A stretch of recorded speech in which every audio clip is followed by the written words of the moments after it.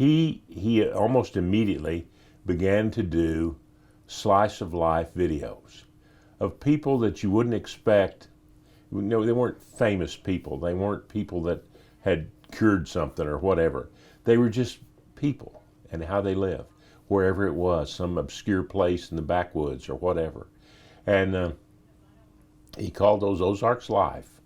And he has now accumulated, I guess, over 1,000 of them that he's done over the years. He worked at Channel 3 till 1991.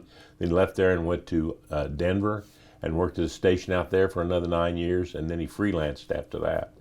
But these Ozarks Life videos are just amazing, extraordinary little slices of what I feel like is true history, is how people lived, how they spent their day to day, and how they impacted the people around them. And so these are just wonderful pieces of history.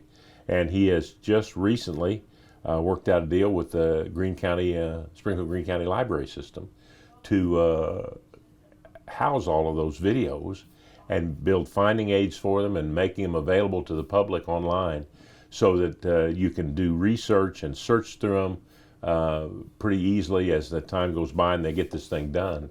And that's just such a wonderful asset and a wonderful source for fascinating stories.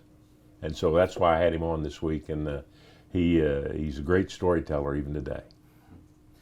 So, I mean, it's got to be really, really interesting, especially you as a history person, just to have somebody who is definitely documenting what is going on here and now for future generations, wouldn't you say?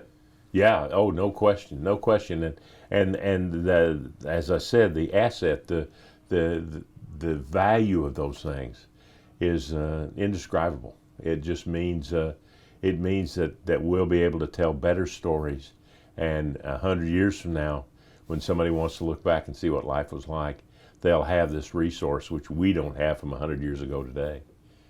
Gotcha. Did he mention any stories that kind of like stuck out to him? He talked about different little slice of life vignettes, people that worked in the country, and it's just fascinating stuff. It was just there's so many, it's hard to pick one out. Gotcha.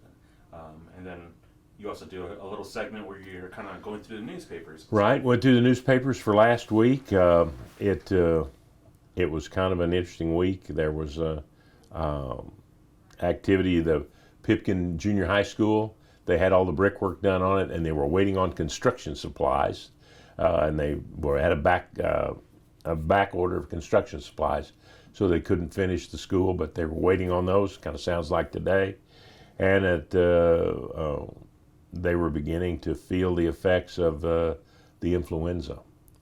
And so there were, the people that had made it through, they were about 1922 at the same time, as far as after the fact, that we are now with COVID. And so it's fascinating that time frame, 100 years apart, is about the same, and how it has impacted people and life and the communities.